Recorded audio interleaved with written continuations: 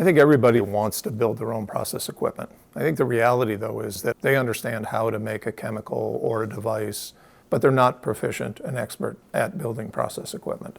That's a different skill set.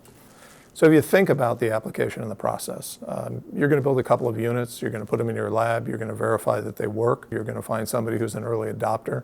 They're going to want a piece of equipment. Sometimes those ramps are followed by very deep troughs. It can be months or they can be years. Sustaining yourself with a manufacturing operation is a drain on your cash. Then there'll come another wave where people want a lot of equipment very quickly. If you take the time to build a manufacturing facility to be able to scale, you're probably going to miss the market and somebody else is going to beat you to it. After the big wave has been satisfied is the long-term product lifecycle management. If you do not have high-quality equipment in your customer's hands, the serviceability, the uptime, maintenance issues that crop up ruin relationships. So it's a long process, and sustaining yourself over that long process with the burden and overhead expense of a manufacturing operation is really an unnecessary drain on your finances. Dakota is unique in that it's involved in the product life cycle from start to finish. So a customer may engage with us to build them a piece of equipment. We can build them their prototype process equipment and do it in such a manner that it is an extremely durable, very accurate piece of equipment. And then there's going to be this period of time where everybody sits and waits to see, is that the trend? Is that going to be the winning technology out there? The customer, if they've chosen an outsourcing model with a partner like Dakota Systems, is not going to have any of the overhead necessary to be able to build the equipment. They can continue to focus on their customers and their chemistry and thinking about next generation tools. Eventually, if they're successful, there's the adoption phase.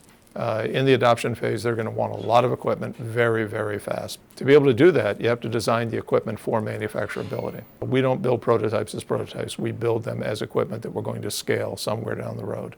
The customers that have taken advantage of this have found that they get to market when the opportunity comes much better. We can also help you envision the next generation piece of equipment. The more familiarity we have with building it, blended with our unique perspective of building things for other industries and other customers, might give us the ability to really discover what that next gen looks like and help the customer remain dominant in their space. Next Systems is a customer of ours. Initially, they built their own equipment. They felt that that was necessary so they understand the equipment and the design of the equipment's effect on the process technology they were trying to bring to the market. They discovered that maintaining the manufacturing capability and capacity was really a drag on their books.